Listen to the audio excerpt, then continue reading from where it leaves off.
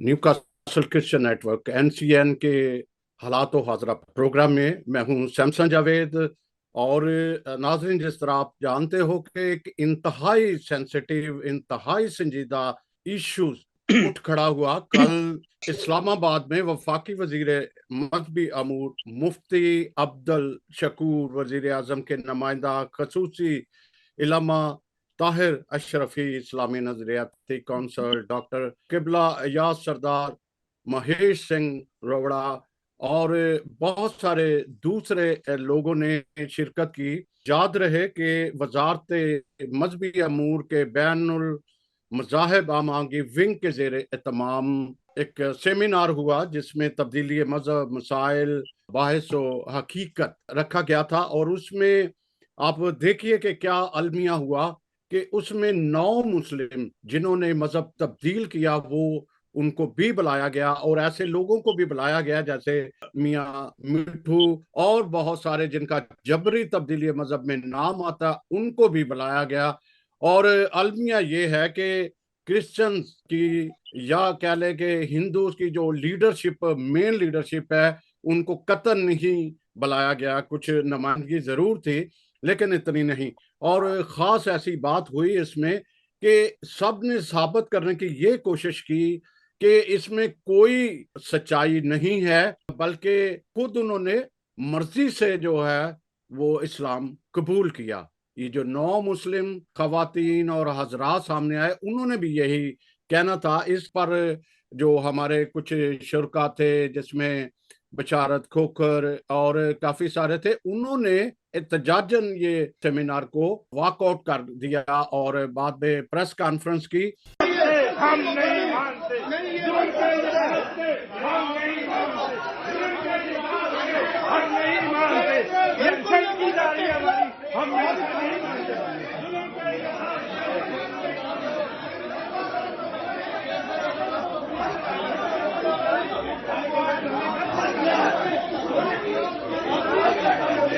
पाकिस्तान का जो आइन है वो हर शहरी को बराबर की हैसियत देता है, मगर आज एक ऐसा प्रोग्राम हुआ है जिसमें मसीहों को ना तो पहले मुनासिब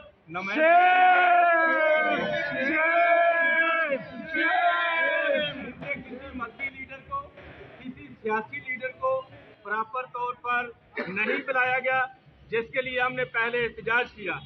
उसके बाद एक ऐसा प्लांटेड आदमी, उसको स्टेज पर बुलाकर मसीहत की इंसल्ट की गई है और बाइबल को तब्दील शुदा पेश किया गया है, जिसकी हम पुरजोर मजम्मत करते हैं। और ऐसे प्रोग्रामों के लिए हम मिनिस्ट्री से एहतजाज करते हैं कि ऐसे प्रोग्रामों को हमेशा के लिए बैन किया जाए, जिससे किसी भी मजहब की दिलदारी हो, किसी की लहामी किताब को तब्दील कहा जाए। हम मिनिस्टर साहब की शदीद मजम्मत करते हैं और एहतजाजन इस प्रोग्राम का बाइकआउट भी किया है। और ऐसे जो घिनौनी साजिश है इस मुल्क के खिलाफ हम कभी बर्दाश्त नहीं करेंगे। हम इस एहतजाज में कल के होने वाले साना की भी पुरजोर मजम्मत करते हैं और उन शहदा को खराज तहसीन पेश करते हैं जिन्होंने अपनी आज, अगर मिनिस्टर साहब ने अगर मीडिया पर आकर इस वाक़े की मजम्मत न की और माफी ना मांगी तो हम पूरे पाकिस्तान में इस घिनौने अल्फाजों के लिए पूरे पाकिस्तान में एहतजाज का ऐलान करेंगे। सदर PMLN है कि इंटरफेथ हार्मनी रिलीजियस मिनिस्ट्री की तरफ से एक सेमिनार मुनक्किद किया गया, जिसमें यह कहा गया कि यहाँ पर तब्दीली मजहब के ऊपर बहस होगी, बातचीत होगी और मजहबों को करीब लाने के लिए जद्दोजहद हम करेंगे। लेकिन मैं बड़े अफसोस के साथ कहता हूँ कि यहाँ पर मसीही बरादरी को यकसर नजरअंदाज किया गया। सबसे पहले यहाँ मसीही नुमाइंदों को मदू नहीं किया गया सबसे पहले, और उसके बाद उन लोगों को स्टेज पर बुलाया गया जिन लोगों ने अपना मजहब तब्दील करके इस्लाम को कबूल किया है, और उन्होंने अगर मजहब को कबूल किया, हमें उस पर एतराज नहीं है अगर कोई अपना ज़ी शऊर मजहब कबूल करता है, लेकिन ये हक उनको कोई नहीं देता कि वो अपने पिछले मजहब पर तनकीद करे, अपने पिछले मजहब पर बहुतान अंदाजी करे और उन्हें झूठा साबित करे। आपने अगर किसी मजहब को कबूल किया है, ये आपकी समझ है, ये आपकी खुशनुदी है, ये आपकी मर्जी है, लेकिन आप अपने पिछले मजहब के ऊपर अगर बहुतान तराजी करेंगे तो हम उसका बाकायदा मुकाबला करेंगे। हम आज ये बात कह रहे हैं, हमने एहतजाजन इस प्रोग्राम का बायकॉट किया है। हम गुजारिश करते हैं प्राइम मिनिस्टर साहब से भी कि वो इसका नोटिस लें, वजारत मजहबी अमूर से इसकी वजाहत तलब करें, इस सेमिनार के ऊपर एक्शन करें, और अगर ये नहीं होता तो आज हम सारे मसीही यहाँ पर ऐलान कर रहे हैं कि हम इसका भरपूर एहतजाज करेंगे, और हम अगर किसी के मजहब को बुरा नहीं कहते तो हम ये हक महफूज रखते हैं कि हमारे मजहब को भी कोई बुरा ना कहे। तो नाजरीन, इसमें ये कोई नया वाकया नहीं है कि जब भी ये मौका मिलता है तो इस पर इसी तरह किसी न किसी बहाने डालकर इसको पसपोर्ट डाल दिया जाता है। बहुत सारे मसीहों ने, हिंदू कम्युनिटी ने इस पर सख्त एहतजाज किया है कि क्या ये तमाशा लगाने की क्या जरूरत थी। असल में ये एक ऐसी सिफारिशें तैयार करनी थी जो जगह जगह पे राय लेनी थी, और पहला ही स्टेप इस तरह गलत निकला। हमारे साथ आज जो बात करेंगे, जो तबसरा करेंगे, नासिर जमील हैं, बड़े अच्छा तबसरा निगार हैं। डॉक्टर जयपाल छाबड़िया हैं जो नेशनल कौमी कमीशन बराए माइनॉरिटीज के मेंबर हैं, लेकिन उन्हें भी नहीं बुलाया गया। मैं एक और बात यहाँ कहूंगा कि उनके बकौल के वहां पर इन्होंने डेविड एल्बर्ट साहब को बुलाया था, जो वो नहीं आ सके, जो कमीशन के मेंबर हैं। तो साथ ही हमारे तहरीक बेदारी के चेयरमैन डॉक्टर आदिल गौरी भी हैं, और अभी हमें ज्वाइन करेंगे advocate high court Kashif Alexander भी। मैं सबसे पहले डॉक्टर जयपाल छाबड़िया, आप तो कोशिश कर रहे हो, आपके सामने है कि रमेश सिंह रोड़ा और काफी सारे दूसरे भी वहां पे लीडर थे, आपको नहीं बुलाया गया, आपके एल्बर्ट डेविड को नहीं बुलाया गया, दूसरों को नहीं बुलाया गया। लेकिन ये जो सारी इस तरह से इन्होंने एक ड्रामा कह ले रचाया, ये क्या पैगाम, क्या अकलियतों के लिए क्या पैगाम देते हैं? थैंक यू सैमसन, आपने ये प्रोग्राम रखा। ये बहुत इम्पोर्टेंट एक इशू है, और ये आज से नहीं है, ये इशू पाकिस्तान बनने से पहले से है। और मैं सिर्फ मेंबर नहीं हूँ कमीशन का, लेकिन उसमें जो हमारी एक कमेटी है फोर्स कन्वर्जन की, उसका चेयरमैन भी मैं हूँ नेशनल कमीशन में। तो ऐसा कोई भी इजलास हो तो उसमें मेरा होना बहुत जरूरी है, अगर वो कमीशन को कोई इम्पोर्टेंस देते हैं। दूसरा ये है कि जब पाकिस्तान हिंदुस्तान साथ थे तो उस वक्त मुसलमान लड़कियां कन्वर्ट होती थीं। तो उस 1927 में कायदे आज़म मोहम्मद अली जिन्ना ने, मुस्लिम लीग ने एक रेजोल्यूशन पास किया था कि कोई भी बच्ची 18 साल से कम उम्र की कन्वर्ट नहीं हो सकती। ये मुस्लिम लीग ने पास किया था। क्यों? और उन्होंने किया था कि किसी को भी कन्वर्ट होना है तो उन्होंने एक कमेटी बनाई थी कि वो पहले कमेटी के पास पेश होगी, फिर वो स्टेटमेंट देगी, उसके बाद वो जज के पास जाएगी। तो ये जब मुस्लिम लीग ने अपने दौर में एक रेजोल्यूशन पास किया 27 में, और आपने देखा कि जोगिंदर नाथ मंडल क्यों रिजाइन करके चला गया था, वो जब देखा था कि ऑब्जेक्टिव रेजोल्यूशन के बाद या नॉन मुस्लिम को प्रोटेक्शन नहीं मिल रही थी और लड़कियों को भी नहीं दे रहे थे प्रोटेक्शन, तो उस पे उसने प्रोटेस्ट करके रिजाइन करके वो हिंदुस्तान चला गया था, जो को फाउंडर था पाकिस्तान का। मैं समझता हूँ चाइल्ड मैरिज लॉ तमाम सूबों ने एक लॉ बनाया है, सिंध में भी है 18 साल उम्र का, और दूसरे सूबों में 16 साल का है। अगर ये समझते हैं कि 12-13 साल की लड़की कन्वर्ट होती है तो सिंध वालों को क्या तकलीफ है कि वो उन्होंने चाइल्ड मैरिज लॉ क्यों बनाया है? उसको फाड़ के फेंक दें। जब वो समझते हैं कि मेच्योरिटी जो एज है वो 18 साल है। और दूसरा, ये सिर्फ एज मैरिज की नहीं है, हमें वोट का हक भी बच्चे को नहीं दिया जाता जब तक वो 18 साल का नहीं बनता। उसको ड्राइविंग लाइसेंस भी नहीं दिया जाता जब तक वो 18 साल की नहीं होता, वो सिम भी नहीं। तो एक 12-13 साल की लड़की तो कभी भी मेच्योर नहीं है कि वो कोई डिसीजन कर सकती है। जी जी। उसी पे इस्लामाबाद में हुआ, ये इनका एक गलत फहमी है जो उन्होंने एक स्टेटमेंट दिया कि ये लव मैरिज नहीं है। अगर लव मैरिज होती कोई 40-45 साल की खातून क्यों नहीं शादी करती? सिर्फ हमारी 12-13 साल की लड़कियों को क्यों लव मैरिज होती है? और लव मैरिज सिर्फ उनको शादी के लिए क्यों होती है? अगर इस्लाम से उनको मजहब कबूल करना है तो वो किसी भी एज में मजहब तब्दील किया जा सकता है और वो उसमें रह के अपनी खिदमत भी कर सकते हैं। हमें उस पर कोई एतराज नहीं है, लेकिन उसका तरीकेकार, इस रियासत कंफ्यूज्ड है, स्टेट को तरीकेकार तय करना पड़ेगा। हमें किसी पे भी एतराज नहीं है, कोई भी लड़की बालिग हो और अपने जज के पास चली जाए, लेकिन मियां मिट्ठू और जो समारोह के जान सरंदी हैं, इनको या किसी मौलवी को हम अथॉरिटी नहीं दे सकते कि वो हमारी बच्चियों को कन्वर्ट करें। और पहले तो हफ्ता 2 हफ्ता उनको गायब किया जाता है, उनके बाद उनका सर्टिफिकेट बना के उनको पेश किया जाता है। तो ये तरीकेकार एक तय करना पड़ेगा। वो बदकिस्मती है कि पार्लियामेंट में जो लोग बैठे हैं वो इस पे खड़े नहीं होते, क्योंकि उनको चाहिए कि ये कायदे आजम ने जो रेजोल्यूशन पास कराया था वो उसको पार्लियामेंट में रखने की जरूरत है। और ये भी बदकिस्मती है कि मिनार्टी कमीशन अभी तक मुतफिका कोई रेजोल्यूशन नहीं पास कर सकी है। मैंने कोशिश की कि हम एक रेजोल्यूशन पास कर लें कि 18 साल से छोटी उम्र का हमें कन्वर्जन कबूल नहीं है, लेकिन ये बदकिस्मती है कि मिनार्टी कमीशन के दूसरे मेंबरों ने उस पे उसकी सपोर्ट नहीं की। जी, मैं एक और बात पूछना चाहूंगा कि ये डॉक्टर मौलाना अशरफी, ताहिर अशरफी, जो बार बार पैंतरे बदलते रहते हैं, कभी खुश करने की कोशिश करते हैं, कुछ कभी कुछ कहते हैं, कभी कुछ कहते हैं। अभी भी उनका एक बड़ा माइनस मनफी किस्म का जो है एक मैसेज आया। इसके बारे में क्या कहेंगे कि फिर हम डॉक्टर आदल गौरी साहब की तरफ चलते हैं। जी। अच्छा, ताहिर अशरफी को आप देखेंगे, जब इमरान खान थे हमारे साथ कई जी। मुलाकातें उनकी हुई थी हम्म। और उनका बहुत एटीट्यूड पॉजिटिव था। वो हम्म। ये मौका देखते हैं कि जो हुकूमत आ जाए उसमें मैं बैठ जाऊं और हुकूमत में रहूं। उन्होंने फौरन, वो जब ये हुकूमत आई तो उसके साथ बैठा हुआ है।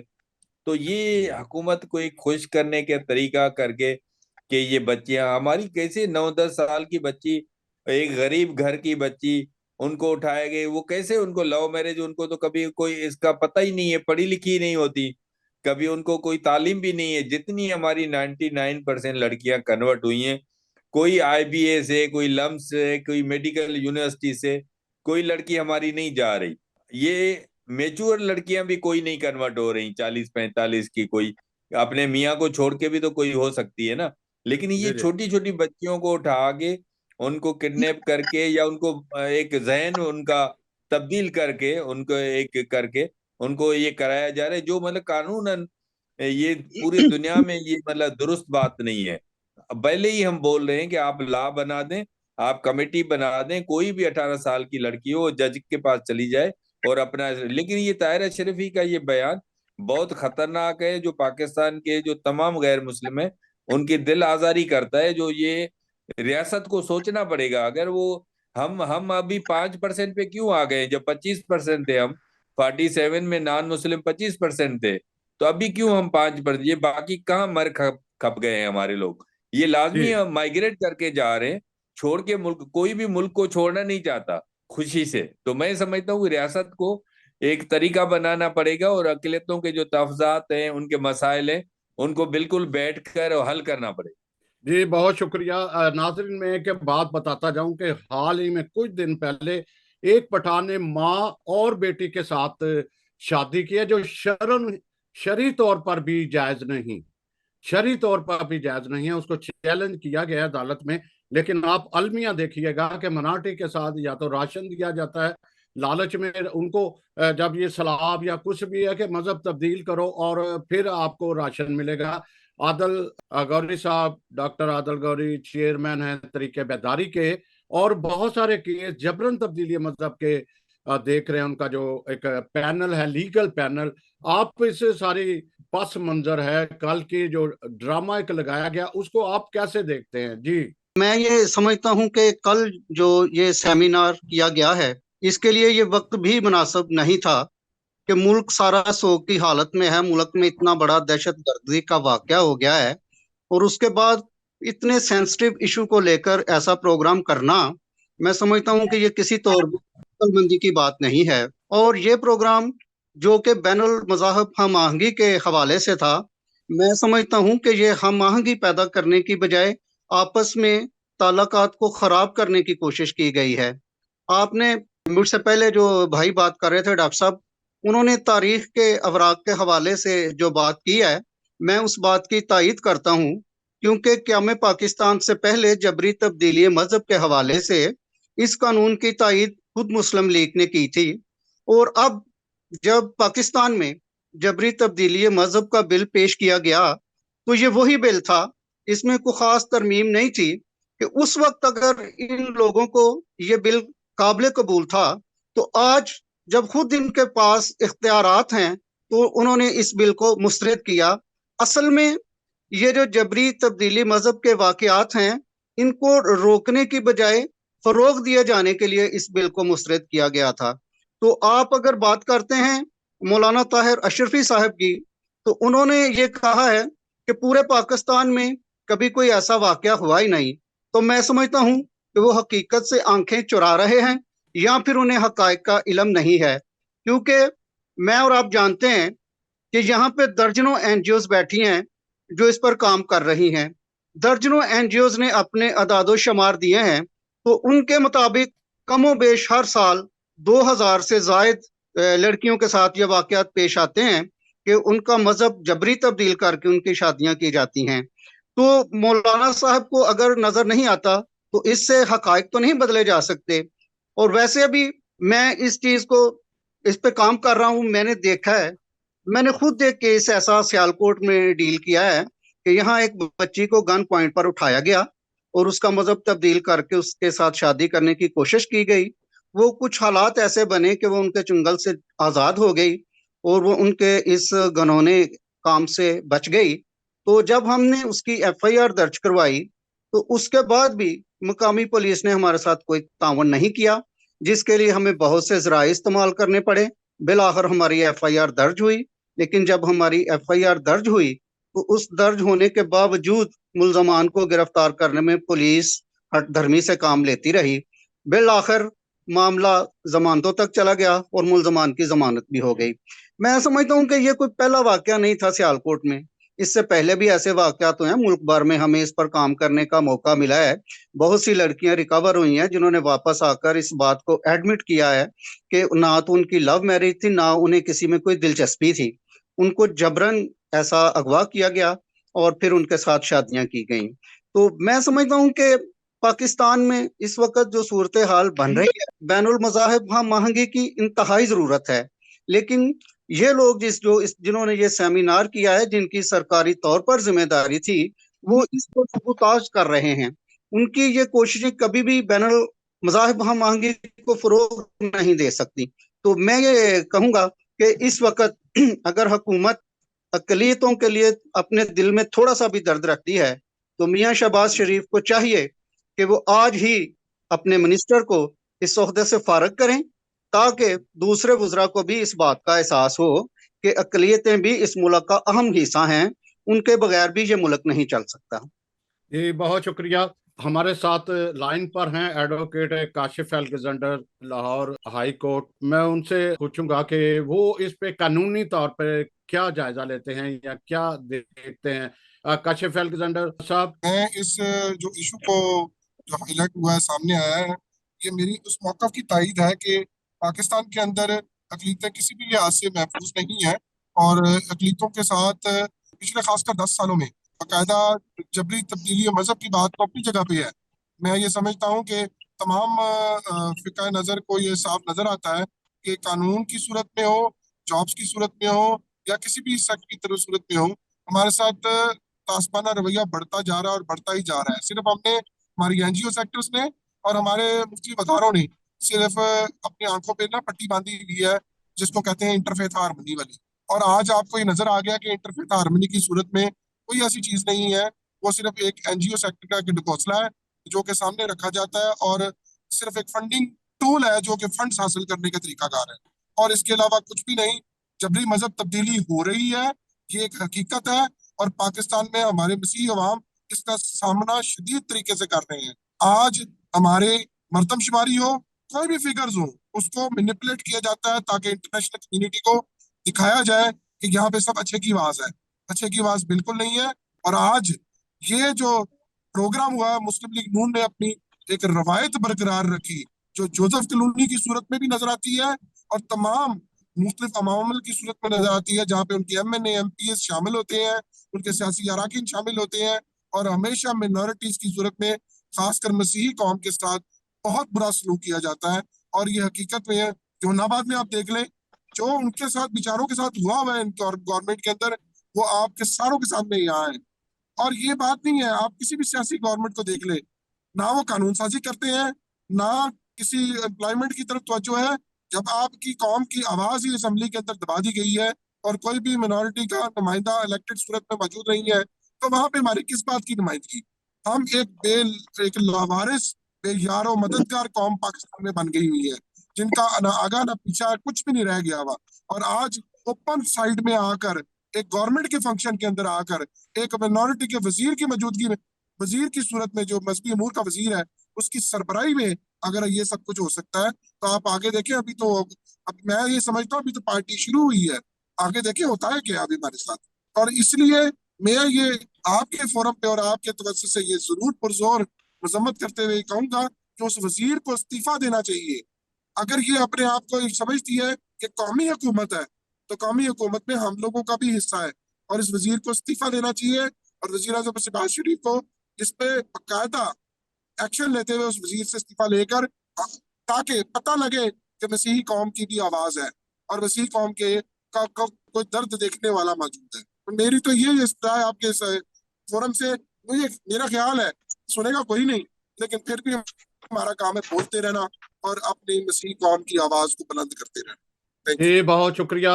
अब चलते हैं जी नासिर जमील साहब। सैमसन भाई, जब हम इसकी बात कर रहे हैं, क्योंकि वक्त कम है, तो मैं जो वाकयात है पहले उसका थोड़ा सा ब्रीफ सा एक इंट्रोडक्शन सबको दे दूं।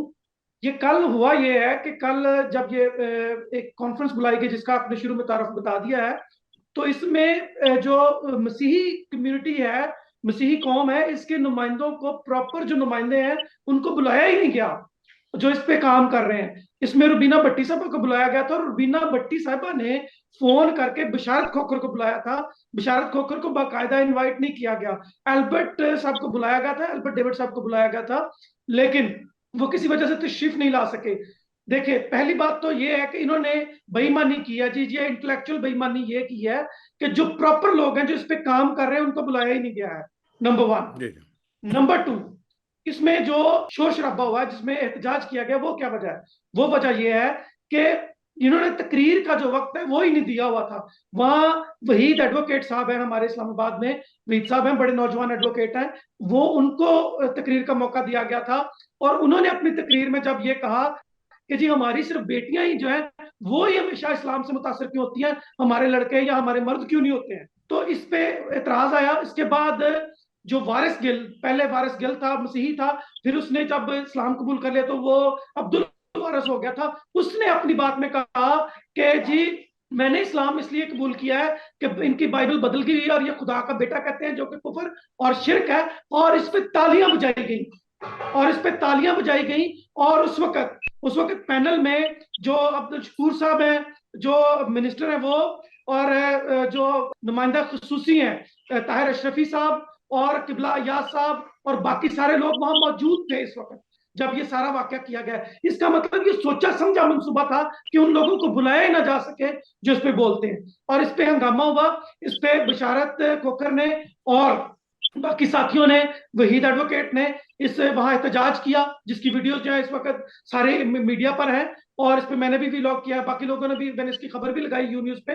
तो इसकी वजह ये हुई। इसके बाद इन्होंने बाइकआउट किया और बाहर आकर इसकी तफसीलात हमें बताई। अब ये मैं आपको बताता हूँ कि ये हुआ क्या। अब ये करना क्या चाहते हैं? करना ये चाहते हैं कि पूरी दुनिया में खामोशी से, जिन्होंने कहते हैं पंजाबी च के मतलब नीवा नीवा होके तो निकल जाना चाहते हैं और पूरी दुनिया में दसना चाहते हैं कि जड़ियां मजहबी जबरी तब्दीली मतलब जड़ा है उसकी इतने कोई जगह ही नहीं गिगी। और इन्होंने जो अपना इलामिया बयान किया है उसमें भी यही कुछ कहा है कि जी जबरी जो तब्दीली मजहब है इसका किसी तरह का कोई भी आंसर मौजूद ही नहीं है, सिरे से मौजूद नहीं है। अगर आप उस सरकारी इलामिया को देखें, अब उस लामिया की मैं तफसीलात में नहीं जाता। उसकी अगली जो टेक्निकल लैंग्वेज है वो ये बयान की गई है कि हम इसके जरिए से, इस बहस मुबासे के जरिए से एक ऐसी दस्तावेज तैयार करना चाहते हैं जो बैनुल अक़वामी तौर पर हम पेश करना चाहते हैं, जिससे पाकिस्तान का जो इमेज है वो सॉफ्ट इमेज बने। हमें सॉफ्ट या हार्ड की कोई फिक्र नहीं है, लेकिन इसमें तो हमारी शिनाख्ती खत्म की जा रही है, यानी सिरे तो सानू मकाई दिता जा रहा है। अब होगा क्या, ये दस्तावेज जाने से होगा क्या?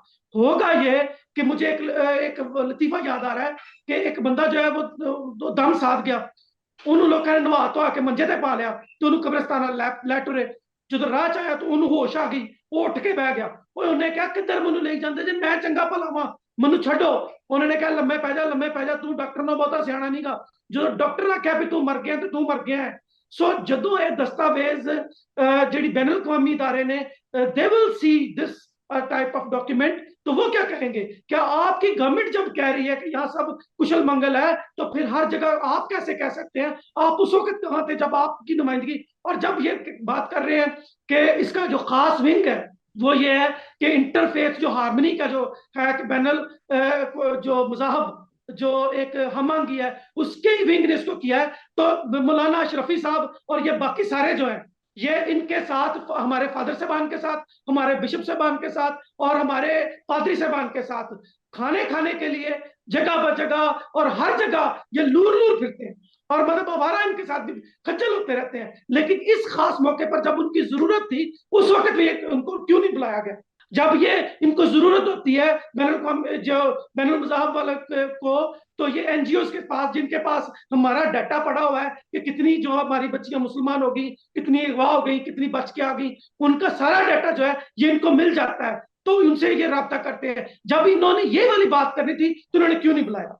ये बात है। अब होगा क्या? जब जिस तरह मतलब अलेक्जेंडर भाई ने भी बताया है, अब्दुल गौरी साहब ने भी फरमाया, और जिस तरह डॉक्टर छाबड़िया भी बता रहे थे कि ये असल में है क्या?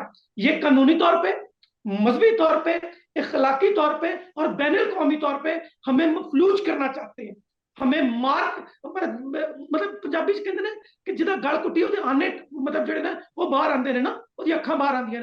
ये भी चाहते हैं कि हमारा गला भी घोंट दें, और ये भी चाहते हैं कि इनकी आंखें भी बाहर ना आए। अब ये भी ये चाहते हैं कि हम इनके खिलाफ जो है इस तरह की जबरी तब्दीली मजहब के मुतल्लक जो है ये खामोशी से नीवे होके कानून साजी भी कर लिए, दस्तावेज भी बना लिए, और पार्लियामेंट तो बिल भी पास करा लिए, और इनकी कोई बात भी ना सुनने वाला हो, और इनकी ये इस पर कोई बात भी ना कर सके। क्योंकि आपको पता है कि मैंने सुबह भी जो अपना वीलॉग भी किया, उसमें सियासी लोगों से कोई मैंने नहीं कहा कि सियासी लोगों ने इसमें क्यों नहीं क्या अपना किरदार अदा किया। उसकी वजह है, मुझे पता है कि ये बेचारे कर कुछ नहीं सकते, इनके हाथ में कुछ नहीं है। और दूसरी बात, ये आवाज किसके खिलाफ उठाएंगे?